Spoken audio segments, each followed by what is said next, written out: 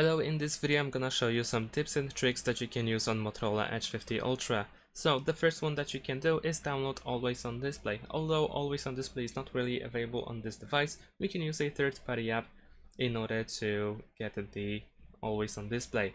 So we can for instance download this app over here that is called Edge Music Lightning, and we can install this app, and after a short while, once you have it on your device, you can open it. Now over here we need to allow to draw over apps, and here we need to select Movies Edge, allow display over other apps, and we can go back, and there we go. Now at the bottom we can tap on AOD, and over here we have different AODs. I'm gonna choose for instance this one, and then we can press apply over here, and there we go. So now if we go back, then let's see, there we go, we have our Always On Display. Another thing that you can learn is to use the magic eraser that will help you erase things from your photos. So I'm gonna open Files by Google, and I'm gonna go to my camera photos, and over here let's say I'm gonna choose this photo over here. Now I can press this pen in the bottom right corner, and over here we want to switch to tools, and over here we have the magic eraser.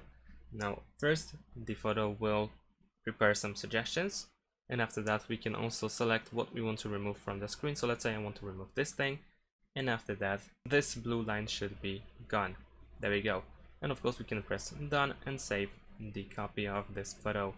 Another thing that you can do is go to the camera, and over here we will find the 4K 60 FPS video resolution. In order to use it, we need to of course switch to the video mode. We want to swipe from the top to the bottom over here, and here we can select 30 or 60 FPS.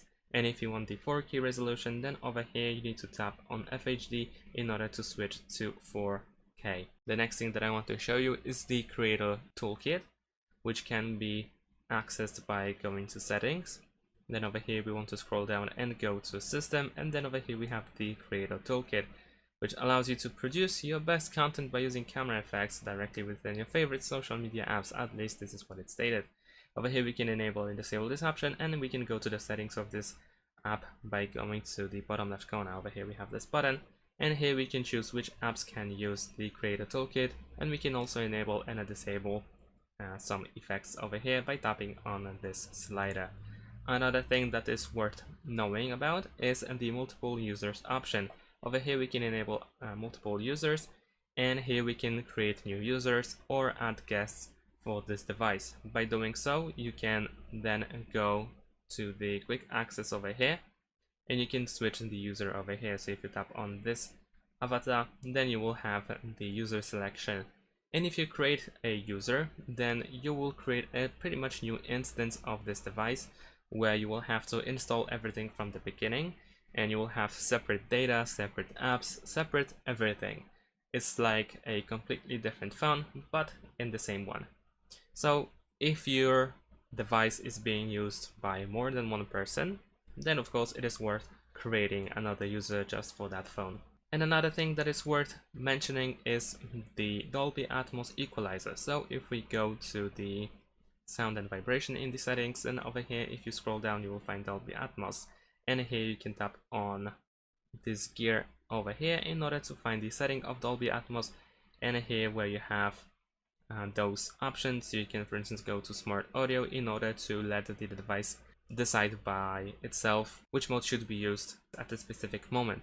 And you can also customize those settings, those modes. So over here you can adjust the treble, you can use the bass boost mode, and you can also boost the vocal. And in addition to that, you can also create your own custom equalizer over here. You can move those sliders in order to create your own EQ. And that's pretty much it. If you want to reset, then over here in the top right corner you have these three dots, and then you can choose reset, and there we go. Another thing that is worth mentioning is the battery settings. So over here, if you just started using your device for instance, then it is worth going through these settings. For instance, over here you can go to adaptive battery in order to enable this option, in order to limit battery for apps that you don't use too often. And then over here we have the charge boost. So over here you can enable the charge boost in order to charge your device faster However, if you enable and use this option, the device may heat up. Then we also have the optimized charging, which can be used for more efficient way to keep the battery healthy. And if you don't want to use the optimized charging, you can use the overcharge protection. You cannot use both, you can choose one or the other. But if you tend to keep the device in a charge, if you plug the charger to the device and you keep it for a long time, then it is worth enabling the overcharge protection. Over here you can also read the description of this option, and the same goes with the optimized charging.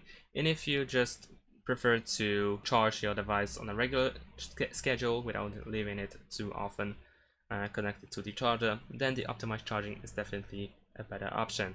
And we also have such options like the power sharing, where we can share the power of your device and charge other devices with this device. So definitely worth checking it out. And of course we also have the battery saver, where we can also create the schedule for the battery saver, and we can also customize the maximum battery saver. After that we can go back to the settings, and here if we go to digital well-being and parental controls, we will find how much time we spend on our device on a daily basis. We can tap on this graph in order to find more information. So over here we can select different times of different days. We can also scroll through different weeks, and we can go back in days to see how much time we have spent in specific apps. And there we go. Now the next thing that I want to show you is the phishing detection. So we're gonna actually go back to the settings, and this time we're gonna go to security and privacy, and then over here we want to go to more security and privacy. And finally over here, if you scroll down, you'll find the phishing detection, and here you can enable this option in order to be alerted about suspicious websites and in order to add them to the flagged ones. And of course you can also create the allow list in order to choose which websites are trusted by you. Last but not least, you can also customize the quick access. So if you swipe from the top to the bottom twice, then you will open the quick access. And if some options are missing, or if you prefer to have these tiles rearranged, then you can press this pen over here, and now you can manage these options. So you can move things around, you can add options that are not added yet, and there we go. For instance, the location is not added by default, so if you want to quickly get access to a location, you can add it to the top and have it visible in order to have a quick access to that option. And there we go. So that's pretty much it. Thanks for watching. Leave a like and subscribe to my channel, and see you in my next videos. Bye.